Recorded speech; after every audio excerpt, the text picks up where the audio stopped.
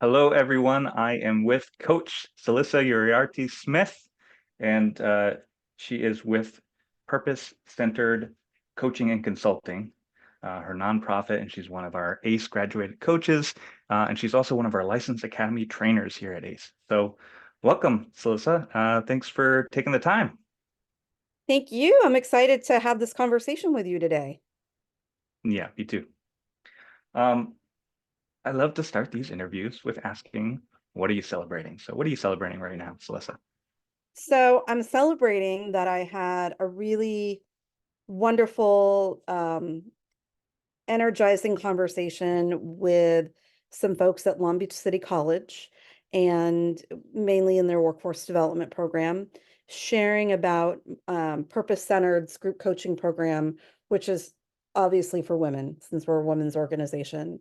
And so sharing with them, what the program is, the overwhelming response we had from their female students, and the possibility of a partnership to actually do specific coaching groups for Long Beach City College women. And so a lot of the women that they would like to target are in specific programs. And so it was very much a celebration to be so early into this, the nonprofit piece of our work, to be celebrating this. That is amazing. When you say there was an overwhelming response from the students, say a little more. How did they respond? What did they get out of it? Sure. So, a good friend of mine is the government affairs person for the college. And I had been sharing the flyer with folks. I said, I have a grant from the Port of Long Beach. And so I've got some room to give some comp spaces, if you will, knowing that this was a pilot program and I needed the women to see how it would all work. So I didn't realize they were sending that notice out campus wide. Truly, they sent it out campus wide. I think I'm going to get my stat wrong, but I think Long Beach City College has probably about over 30,000 students, if not more. And we all know women go to college more than men. And so they sent it out in a mass email, and literally within the span of probably like 48 hours, I probably got like close to 40 responses. And so while that may not seem like a lot for a small organization, it is. And so whether it was emailing, people were calling me. And so I was like, oh my goodness. At first I had a little freak out, but then I went, wow, this is really important. This is showing you, Silissa, that all your sort of like vision around this, your hypotheses, if you will, um, that was all true. That when you create something that women need and they can see themselves in, in the marketing you're providing or in the programs you're providing, they'll respond. So that's what I mean, but it was an overwhelming response. And so it gave me good, sort of like data that way. I mean, not data sets, but certainly, data that I can point to and say, look, women want this and they need this. Congratulations. Thank you. That's really amazing. I know we've talked about it a little bit before, but I'm just so excited for what you're up to. Such important work. You pointed to something interesting where you said when people in your marketing, they can see themselves in it, then they respond. So say a little bit more about who your audience is. Who are these people Mm. who are really seeing themselves and the possibility in working with you and your company? Sure. So, when I created our nonprofit, um, it was out of over 25 years of working directly with women, whether it's been as a professional in the nonprofit sector, a professional in the progressive political sector, or in government, or as a volunteer. I've worked mostly in women's issues. And I have really had the opportunity and the privilege to mentor many women through the years and see that having support is really important. And, whether it's mentoring support, coaching support. And so, seeing women and knowing that they're, as women, we make less money. We're considered less than a person by the government. And especially our federal government, we are often put in a position as being the sole breadwinner. Many single moms out there who are trying to make a living for themselves and their kids. And so when I created the organization, I had all of that in my mind, my years of experience working directly with women and girls and seeing their barriers and knowing that I've faced those myself too. And so I wanted to create an organization that was specifically for women, especially with women of color at the center of that, knowing that women of color make far less than white women in the workforce. And so, I mean, that's something that's very well proven. Um, and so that was really important to me to start it off that way and keep it going with diversity, equity, inclusion, belonging, and justice at the center. And so in terms of that justice piece, for some women, getting into a coaching space lets them have the room to see where they need to make changes in their lives and to have that support. So to me, that is justice, because without us, or without other compassionate coaches who have that as part of their model, whether they're for profit or nonprofit, that space can make the difference for a woman. Did I answer Amazing. that? Yes, you answered that perfectly. Um, really inspiring, your vision, and I appreciate how long and consistently you've been dedicated to this work in many different ways. It's really, you've just been a champion of this work for years. And I want to hear more about your decision to start the nonprofit. But you mentioned coaching space a couple times, and coaching support. And I know that even before becoming a coach, you've been empowering women and women of color for years. You've been a mentor. You've supported people in all these different ways. So, especially for folks who are not super familiar with coaching, what's unique about the coaching space or the coaching support that Mm. had you choose to get trained and certified and start this organization focused on coaching? Number one, it's really structured, and I love structure. And I saw for myself during my initial coach training program at ACE, that the structure is really important, not only for me as the coach, but for the person I am coaching, that I'm working with, so that they can see that we are in a structured, guided relationship and that it's not left up to chance. It's not left up to supposition. It's not left up to sort of what a mentoring relationship is. And this isn't a knock on mentoring relationships, because I have them and they've really been supportive of me. But this is a guide. It guides us and it gives us tools so the client can experience breakthroughs in their daily lives, like I did with coaching. And so that you have something that you can turn back to even when the coaching relationship has ended, that you have some structure there for yourself to go back and go, oh, I was successful in this way because I took these steps, or I have this set out for me. And so that's what I would say to people who, A, want to become a coach, or B, need or see that maybe coaching is, an opportunity for them to get support. I love it. Um, Yeah, I love how you light up when you're talking about coaching and how clear your vision is for how effective it is. Talking about there's a real structure for getting results. It's not left up to chance. And Yep. I think that's so powerful and important.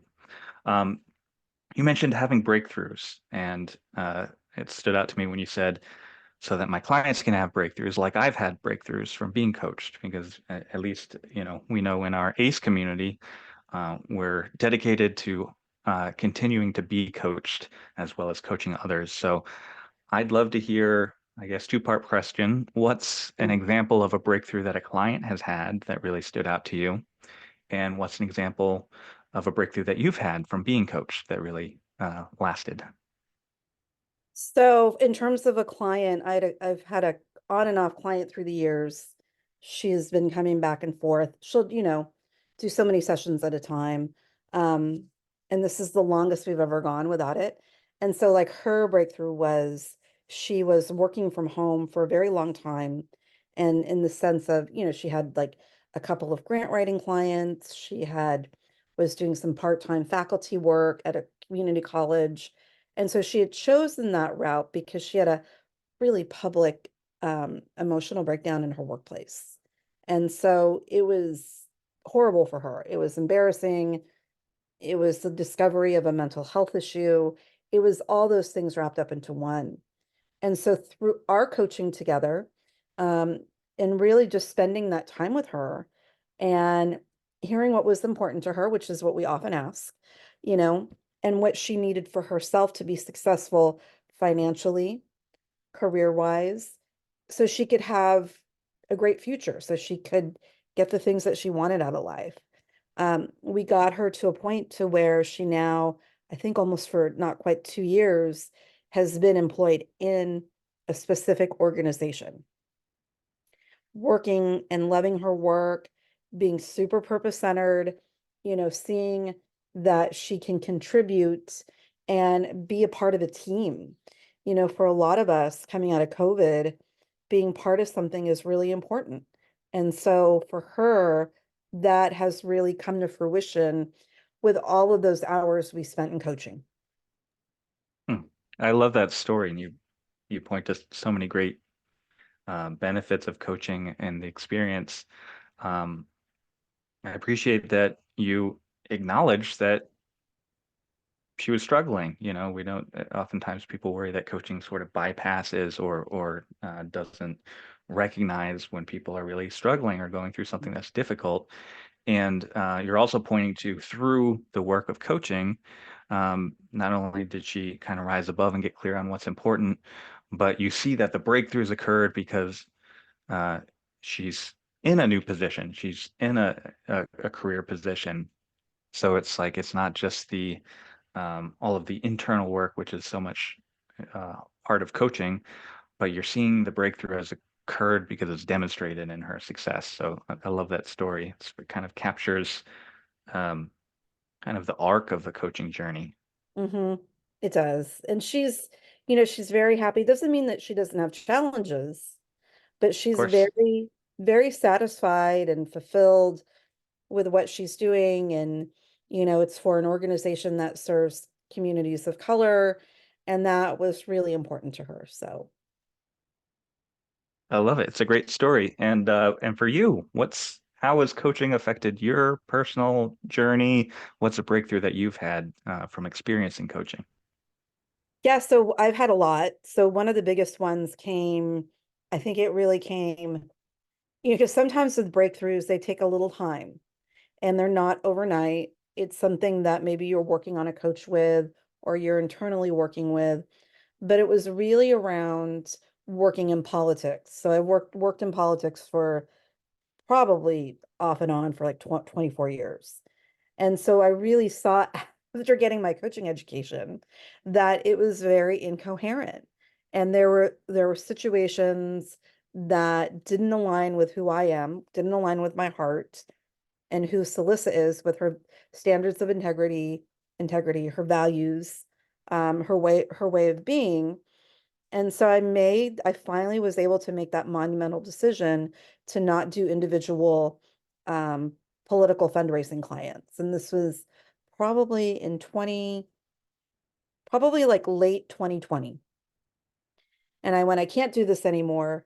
And ever since I've done that, it has just been magic to where I don't have to deal with feeling like, oh man, I got to deal with that.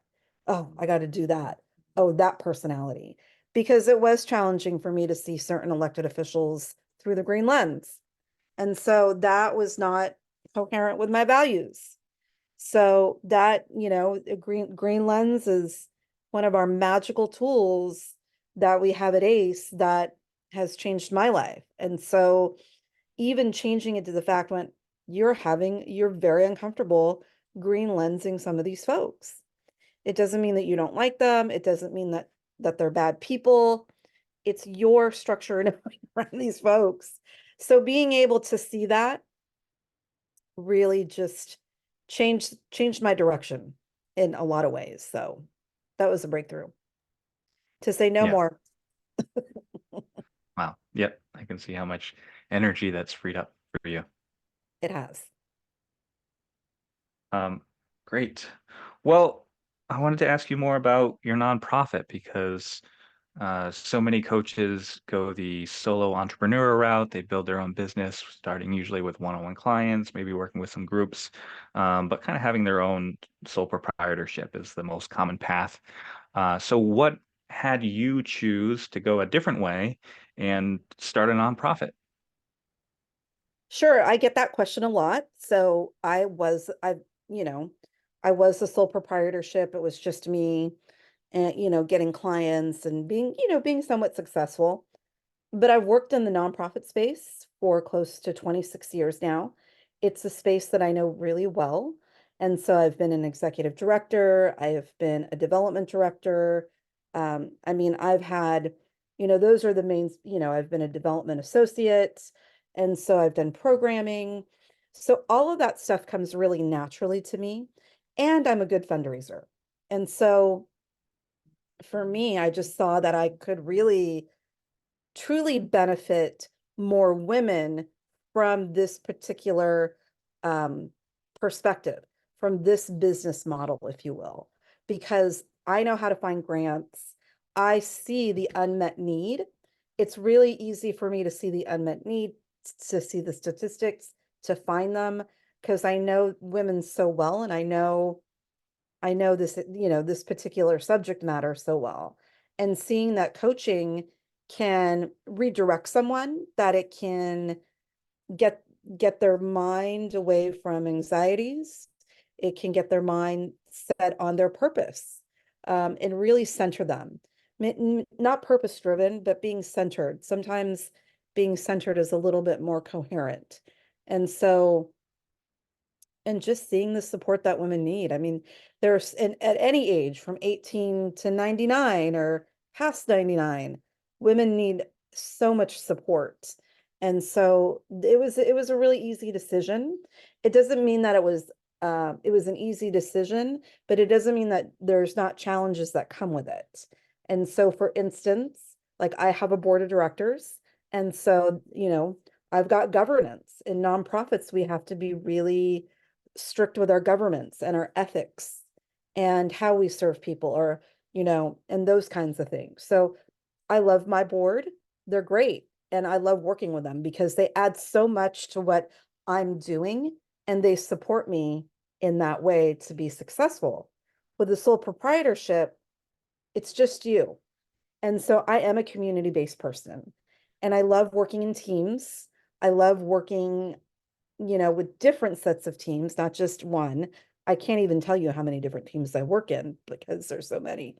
But yeah, I mean, that's why I chose a nonprofit, because I knew that I could hold foundations and corporations accountable to serve women, and not just their bottom line, but to serve populations who don't get this type of support. And oftentimes, Greg, people think of coaching as something for executives or people who make a certain amount of money. It's not, it's for everyone. So I do feel like part of my voice is about holding those with big pockets accountable to do this type of support for women. Boom. Well said. I love when you get fired up with I your get mission. fired up Yes. about capitalism. Well, you're demonstrating what so many change makers know to be true, which is you're creating new structures that allow things to change. You are pushing against the status quo, but you're also creating a space where people can thrive. And I've seen it in our ACE community. I talk with other ACE coaches who are then doing some work for your nonprofit and getting matched with some clients and getting funding for that. And it's really creating this coaching community that is purpose centered, because so many of our Mm, coaches, I'd say pretty much all of our coaches are purpose centered coaches, and you're creating this way to plug them in different ways, and you're demonstrating that there are different ways that you can show up professionally as a coach. There are different structures you can create, and they're uh, they're like synergetic to use that Mm, cliche words because I see coaches who are going the solo entrepreneur route not have to feel like they're in it all alone because yeah. they can collaborate with you and they can collaborate with each other, and you're creating this community so that whether people start a company or start a nonprofit or just build their own business, they can do it in this community that is really demonstrating what coaching can do in the world. So thanks for being such a pillar of this community. You're welcome. It's such a privilege to. Hmm. Um, I have a few more minutes. I'd love to hear. I mean, you've been speaking about it throughout. It's so woven into what you do. But is there anything else you want to add about how diversity, equity, inclusion, belonging, justice show up in your coaching practice and in your business and in your work? It shows up all the time. And, with so much going on at a national level, with the Supreme Court decision, with DEI being attacked at every level, when we do that, when we attack it, it has the ramification that I don't that you feel the ripple effect that closes people off, that can make things even more uncomfortable. And so that's why, like, I'm always happy to talk about it from that perspective, because women are the most diverse people on this planet, whether their ethnic background, their age, their socioeconomic levels, their, you know, all kinds of things. And so, it's so important to keep, diversity, equity, inclusion, and belonging and justice as a justice field, in the sense that, um, at one, and even with, and of course, women with disabilities. And so it's all of those things under the sun. And women are so impacted by federal government decisions, by state decisions, by their local elected officials. And so it's important to keep that at the center. And thankfully, I'm in California, where we take DEI seriously, where it is a practice for a lot of folks in their careers here in the state. And we don't consider it bad. We consider it good. And we see people for who they are. And that's what coaching is, right? Seeing people for who they really are and what their gifts are, what they're here to contribute. And so to me, that is the essence of what diversity, equity, inclusion, and belonging is. And so I think it just comes natural for me to talk about it. Granted, I'm a woman of color. And so I know it may be a little easier for me to talk about it because I've had those negative experiences, um, about my gender, about my race, about my abilities or my lack of abilities. And so I think it is a little easier. It just comes easier for me to talk about. So it's just natural. So not sure I answered that question, but No, you did. You did. It's just there's so many ways it shows up um, in the work that you're doing. It's so central, but it's also uh, far-reaching in the way that you see the application. Um, and I will say this, I have belonging in what we do, and some people in some organizations just don't. Everybody wants to belong, and that is something that's really important with DEI, especially as we, walk hand in hand with white women in our organization, to make them feel, to have them be a part of what we're doing, that they're central to what we're doing as well. And so that belonging piece often gets lost. And so it's really important. I love it. And one more on this topic, just because you have so much to say on it. Um, what's the opportunity or the power of professional coaching That's, to affect, especially gender equity, since I know that's so central to your work? sometimes I think it's helping women find their voices in terms of gender equity. If they're in a workplace situation where they see their male colleagues rising up and they're static, they're right there, they're still at that same level, maybe they're a step up, and also to voice them, to have a voice for themselves in their work meetings, in their personal lives, that they're allowed to have a voice and that you don't have to be an extrovert like Silissa. You don't have to have, you know, 20 college degrees. You don't have to have these certain things, that you still have the right to have your voice and to have it heard, to have it respected. And so these are basic things that we work on in grassroots organizing for, different, progressive organizations. But it's something that not everybody gets. Like, not everybody gets that opportunity to get that training, to get that leadership development. So sometimes with coaching, I do find, working with women, how are you using your voice? What's important to you for somebody to hear your opinion, your thoughts, your ideas? Like, how do you get yourself heard so that you're hearing yourself and you're sharing what's important to you? And, whether it's in work, whether it's in your family, whether it's getting services for your children, it applies or getting services for yourself. It applies so many different ways. So that's how I'd answer that one. Perfect. Yeah, thanks for taking the time to really dive into that, because I think so important for everyone to look at, especially people considering coaching or who are already coaches, because of how much power that has to create shifts. Yeah. So speaking of which, what might you say to someone watching this video who is watching because they're curious or interested in a possible career as a coach? Make sure that you want to do it for the best and most right reasons for you. And take a look at different, coaching schools, really journal and write down why it's important for you to be a coach, and really learn what it's about before you make that big step and commitment, and plan it out. Have a plan for yourself, so that's what I would say. And take your time. Don't rush into it. Perfect. Well, this has been a great conversation. I think you and I could talk for hours, but I think we covered a lot, and I want to thank you for your time. Is there any final thing, if somebody just took one thing away from this conversation, what's a bottom line you'd love to leave folks with? Just the practice of gratitude.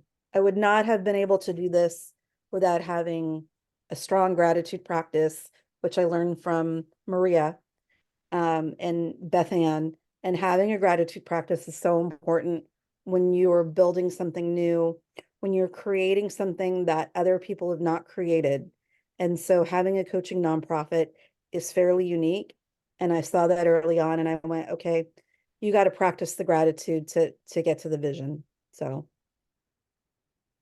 Perfect. And that fits in perfectly with the sign right behind you. Start every day with a grateful grateful heart.